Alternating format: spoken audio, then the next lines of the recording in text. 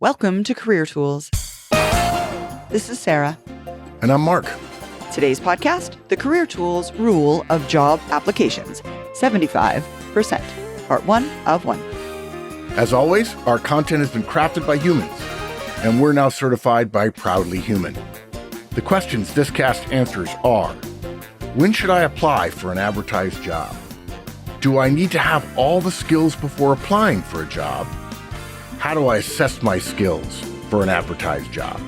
If you want answers to these questions and more, keep listening. Manager Tools will be back in Europe in late November, early December. If you have been considering Manager Tools deliver training to your organization and you are located in Europe, here is your chance to take advantage of bringing us on site with our standard training cost, no travel fees. Contact Maggie at customerservice@manager-tools.com to secure your dates now. Our public conference will be in London starting November 24th and will include the Effective Senior Manager Conference on November 26th. Mark, I'm hearing more and more from community members, Manager Tools, Career Tools, Executive Tools, community members that are on the job hunt right now. The market is improving. That's a good sign for those who are looking. Yeah, exactly. So I thought I'd give us a little bit more guidance today on the career hunt, the job hunt, just to continue to help those individuals who are currently in this situation. And folks, there are really two types of job seeker. Those who won't apply for anything they're not 100% certain that they're qualified for, and those who apply indiscriminately for any and every role which they come across. And we understand that as a job seeker, it's difficult to understand the reaction of recruiters to our resume, especially when we've been through the confusing situation of being asked about roles we're not interested in, or even rejected for roles, I should say, that we thought were perfect for us. Yeah, I have to tell you, Sarah, that is one of the reasons why people are so fearful of job searches, because it's a black box. And I wish more companies would do a better job of being more candid. Like, for instance, if you go in for an interview and 3 months later you still haven't heard, and the company hasn't said boo to you, gee whiz, guys, is that what you want people to think of you? No, you should be telling them. Also, if you rule somebody out, tell them you've ruled them out. Don't think, oh, I don't want to hurt their feelings or whatever. So no, unfortunately, we have better there's so much black boxness to the entire thing, and interviewing specifically as well. Yeah. It's unfortunate. I want to know when I'm walking out the door. Yeah. If you know, I want to know. You're not going to hire me. Yeah, anyone would. Yeah. So what we've done here is to help you with making the decision about whether or not to apply. We've basically converted our experience as recruiters and hiring managers into an exercise. We're going to help you make the decision about whether or not to apply. It'll take some extra time initially as you get used to this process, but going through it a few times will help you understand the thinking required to make appropriate applications. Mm-hmm. So today's outline. First, the Career Tools rule of job applications, which is 75%. Then there's no such thing as a perfect candidate. And then ultimately, how to assess the 75%. All right, so I'll start us off with the 75% rule. The rule, I want to explain the rule. We know you'd like to get to the how, but in this case, it's more important we cover the why. This reminds me, Sarah, of our conversation the other day. He who has a why can tolerate almost any how. Yeah, yes, exactly. That's exactly it. And so we're going to explain the why. The rule says if you can do 75% of the job that you're reading about, apply for it. You do not need to have 100% of the skills, traits, abilities, characteristics that the job description or advertisement asks. This is true for internal and external jobs as well. There are a couple of reasons for this. The first is, even if it is not explicitly stated, the published job description is often a combination of essential and desirable experience. It's not just essential, okay? Since the desirable is by definition not essential, You do not need to have it in order to apply or be successful in the role. Now, if you don't put the desirable stuff on there as a company and somebody doesn't apply because they have more stuff, the company's shooting itself in the foot. So by definition, there's always more in the job description or in the ad than is necessary. So given you can only guess which ones are essential They don't flag and them. which ones are desirable, well, yeah, that would be nice. Good. The 75% rule gives you a rule of thumb, which is more secure than just guessing. Mm-hmm. And folks, another thing to keep in mind is when you're applying for roles, they may be newly created roles. And again, you may have, as a candidate who's applying, no idea whether it's newly created or it's filling a vacancy that's already existed. You don't know that. So because this is a newly created role, potentially, the job description is often nothing more than a wish list. I mean, we'd be rich if we had a penny for every time we've heard a hiring manager say, I'd really like it if they had this, but, I'm okay if they don't. But that this is on the job description. But it's on the job description. Exactly. Yeah.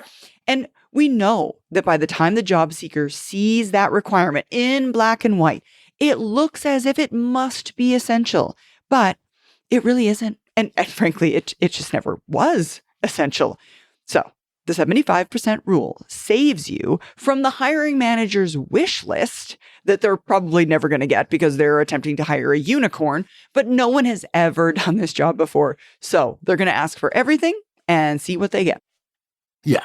Now, look, the reason this rule helps you is as a job seeker, there's an important balance for you to strike between applying for very few roles and applying for too many.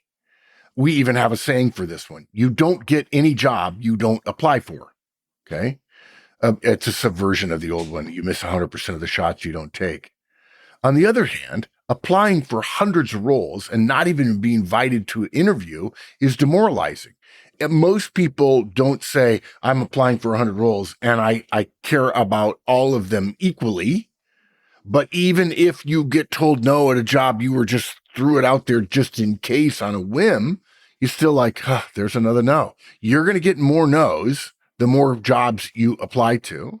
So it's better to not be that broad, but it's also good not just to apply for 1 or 2 or 3. So by applying the 75% rule and going through the exercise, you're going to avoid the negative of those two extremes. You're going to be able to find jobs that you have a legit shot at, and you're going to have some math that you can do, basic math, about your abilities and your strengths and weaknesses and accomplishments and skills and so on, and behaviors that you've proven. Exactly. So that takes us then to there's no such thing as the perfect candidate. And we include this for all of you who are concerned that 75% is just not enough of a fit to apply for the role. Yeah, no.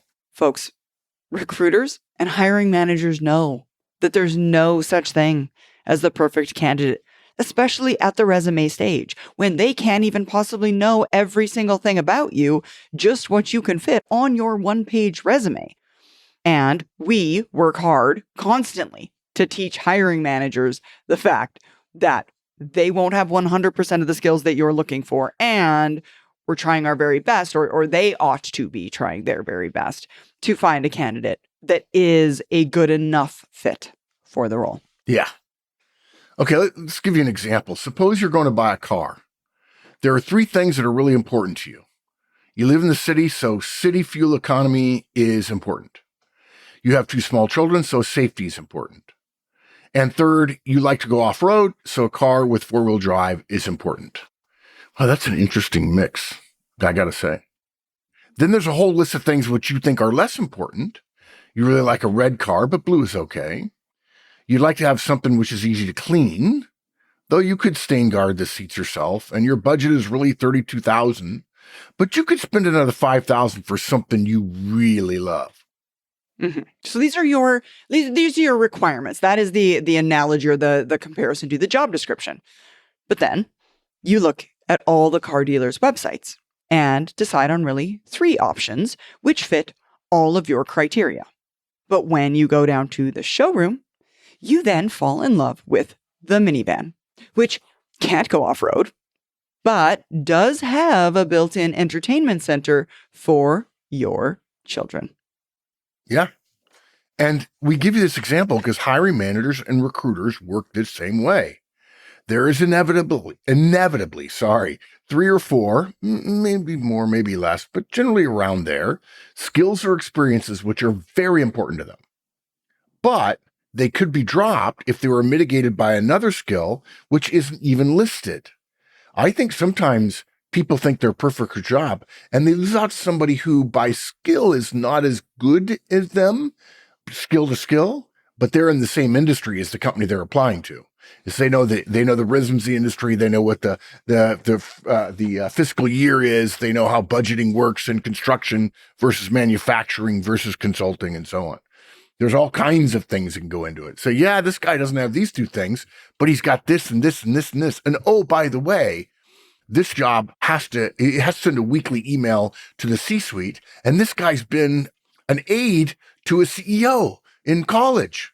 So he knows a little bit about the C-suite, which most people in this role don't have. And that's the hardest thing for me to teach them. So if the job is close enough for you to be considering it, and you go through this exercise we're going to share with you and decide to apply, you probably have the things which are most important. Mm-hmm. Absolutely. Folks, hiring managers can sometimes deny that this is the thought process they go through, in part because it's an unconscious thought process. Oh, yeah, that's a good point. They're not really thinking of it this way. They see the 10 or the 15 resumes that HR or the recruiter allows them to see and imagine that out there in the vast pool, there's this mythical perfect candidate, and they say, well, let's just keep looking. But again, at Manager Tools, we're trying our very best to educate them. But if you come across an uneducated hiring manager, we are doing our very best to help them understand that there's this need to identify the most important skills, or, as you just said, Mark, this idea that there are some skills which we may think we really, really want or need, but could very well be taken care of or fulfilled by some set of experiences that prove that person has got enough of what the hiring manager wants to be successful in that role. Yeah. And I want to take them through how to assess the 75%, but I also want to say this. If you're a particular person, if you're a high C or you're a high D and you like facts and numbers and so on, then this is great for you. Okay? Because it gives you a process to get to feel good about the outcome of what you're applying to and what not. On the other hand, if it were me, I probably wouldn't need, not at this point in my career, I'm 65 years old, but to me, I would not have used a point-by-point comparison of my resume to a job description. I would just look at it and say, yeah, I think I can do that job. That's how I would do it. And I would probably look for things on the job description that would tie to my resume, and I would definitely prepare significant accomplishment answers that address that. Okay. So in this case, some of you will find this a nice help. Some of you will find it indispensable. Like, wow, I can actually do some math, not exactly math. I can do a detailed comparison of my resume and this job description or this advertisement, and I can tell I can do that job. I don't have to have everything because you'll never have everything, but 75% is a good barrier. And once you reach it, you don't have to go any further. You apply to that job. So how do we work out whether we have 75%? First, you need the job description or the advertisement in front of you. Take a sheet of paper. On the top line, write the first requirement. If it's digital, you could probably drop it into AI, your AI bot, and get some information out of that, okay? For example, you'd write, or maybe the bot would write for you, experience implementing Oracle database structure, or experience in sales in Southeast Asia, right? Those are both responsibilities of the job. They're requirements of the job, hiring requirement. Yeah. And then on that same sheet of paper, folks, leave the 4 lines below that blank, and then write the next requirement. Then again, leave 4 lines blank and write the next requirement and continue on down the page, writing all of the listed requirements until you have them all written down with, again, 4 blank lines between each. Yeah. Now you're done with the advertisement or the job description. Now you pick up your career management document. For those of you, by the way, who have not heard of our systematic career documentation podcast, that's the document which lists all of your responsibilities and accomplishments you've ever had. It's basically a super long resume from which you take out the key parts that are relevant to job A, and there'll be different key parts that are relevant to job B. And to create your tailored resume from. Yeah, exactly. So under experience implementing Oracle database structure, you would write delivered Oracle 19C implementation project on time and on budget across 4 European countries. Just to help you remember, write the employer name after that on the same line. So you remember that's the part of your resume that thing is coming from. Mm-hmm. Yeah, exactly. And folks, we would then recommend that you do this for all of the requirements and all of your accomplishments. Some of the accomplishments are going to repeat themselves. They'll be in multiple different requirements, and that's okay. That's fine. Totally fine. Exactly. Only you're going to see this accounting also. So keep in mind, it doesn't need to be neat. If you're doing it by hand, if you're scratching it out on a piece of paper, that's totally fine. It's going to facilitate your interview prep later on. So you do want it to be somewhere that you can maintain it, you can keep it, you can return to it. You do want it to be tidy enough that you can go back and you can read it and you can understand it. I mean, that's why, to Mark's earlier point, we say write down the employer on the same line so that it jogs your memory when you're doing that interview prep studying piece of it. So keeping it in a location, saving it in a folder or a file somewhere that you can refer to it, those things are going to be valuable because you are going to want to go back to it later. Yeah. There are some requirements, job requirements, which it is impossible to demonstrate on a resume or on a written application. Now, we have a second document for those of you who are licensees that's going to be available on the website with these show notes, and it's called a worked example.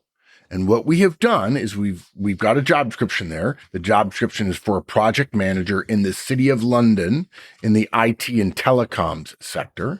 And then we have somebody from our community's systematic career management document, CMD, and we did the comparison. We worked this example through to determine whether or not this particular person's background met the 75% criteria, suggesting that they should apply. So the one we cover is works well under pressure, okay? If you've achieved great results, it's likely that you can work well under pressure. On the other hand, you wouldn't write, I work well under pressure on your resume, okay? Unsubstantiated statements like that are disregarded by the reader and even electronic systems. Instead, you demonstrate that at the interview by describing a situation where you were under pressure and the result was positive. You can skip writing any of those requirements when you write your list. Okay, when you're doing this list, you don't have to.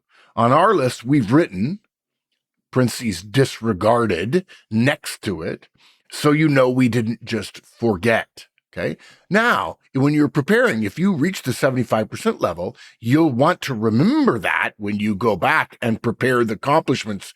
You have to have at least one accomplishment which you work well under pressure. You write a clear email. Nobody responds the way you expected. The problem isn't your content. It's your style. And most professionals never figure that out. The Effective Communicator Conference shows you how to read communication preferences in email and in person and adapt your approach so people actually respond the way you need them to. Available for individuals, teams, and organizations. For more information, visit manager-tools.com/ECC. Okay, so now the accounting. If you have 2 to 3 bullets for 75% of theirs, then apply for the job. And just to be clear, folks, if they had 12 requirements and you have 2 bullets for 6 of them and 3 bullets for 3 of them, then it's worth applying. It may be that the 3 essential requirements are the 3 you don't have any bullets for. But again, the system is not foolproof. It's unlikely that they're going to let you know which ones are mandatory versus which ones are preferred or optional bullets. And again, the method is better than guesswork to help you make decisions about for which roles to apply. Now, there's a caveat, which I think I was just recording with you earlier today, Sarah, and you said caveat. Yeah, caveat. Mm-hmm. Yeah, caveat. Yeah, exactly. So just depends. Potato. Potato Canadian. Potato Canadian. There you go. So here's our caveat. Since we're in America and I'm American, don't forget that applying is not just about having the accomplishments, but demonstrating those skills. So when you tailor your resume for your application, make sure that the accomplishments you've just written onto your list are at the top of each of the accomplishment sections, right? We don't want the 5th accomplishment to be the one that ties you most closely in terms of the job requirements. And what we've done in our worked example, we've created a resume from Bob, our mythical candidate, so you can see how he goes from his systematic career management document, CMD, into creating his tailored resume that has the right accomplishments that he would then list, he would account for, and that would go on the resume going to the company. Yeah. And again, folks, at the end of the day, some of you may not desire to use this method. But for those of you that are, again, those high C's, those in the weeds individuals, I mean, Mark, I even think to myself that this could be a valuable exercise for individuals who just want to pare down the amount of time spent on tailoring resumes, right? Absolutely. And applying for all of the jobs that may exist. Because if you've got tons of jobs to apply for and you're always going back to your career management document, you're always creating a tailored resume, then this will help you make some decisions about what's worth my time, what's not worth my time. Like, where should I focus those energies, knowing that I can't necessarily apply for all of them. Right. Well, when Wendy and I were developing this cast years ago, God, it's got to have been 15 years ago, I told her, I said, look, there's another way to do this. And she recommended we present the guidance this way. But the other way to do it is to get a bunch of copies of your career management document, get a bunch of the job descriptions or advertisements you're looking at, and put your CMD next to that and say, okay, which one of these tie to which one of those? A ties to A, B ties to B, and so on. And then you can do a 75% that way without having to write anything down. You've got a folder for XYZ company. They're hiring for ABC job. You put XYZ/ABC on that career management document, and you're just mapping it. And you're going to say, how do I feel about it? And what's going to happen is you probably don't even have to worry about the 75%. You're going to discover some jobs, it's not there. Yeah. And other jobs, yeah, it's there. Exactly. Simple and fast. So folks, when deciding whether to apply for a job, you can use the 75% career tools rule. If you can demonstrate you meet 75% of the listed requirements, just apply. Job descriptions are rarely a perfect match for any candidate. They combine essential and desirable criteria. And frankly, they're often just nothing more than a wish list. Recruiters and hiring managers know the perfect candidate doesn't exist. So to assess your 75%, you can list each requirement from the job description, then match your accomplishments from your career management document against them. And if you have 2 or 3 bullets for 75% of the requirements, apply. When you do, make sure those accomplishments are prominently featured on the resume, which you tailor for this job application. Huh. Good one. It's a good one. I like it. We hope this one helped you, folks. Now, help us help others and tell your friends. And of course, follow, rate, and review our podcast. And remember, 5 stars only, please. Don't be applying the 75% rule to that 5 stars only, please. Good one.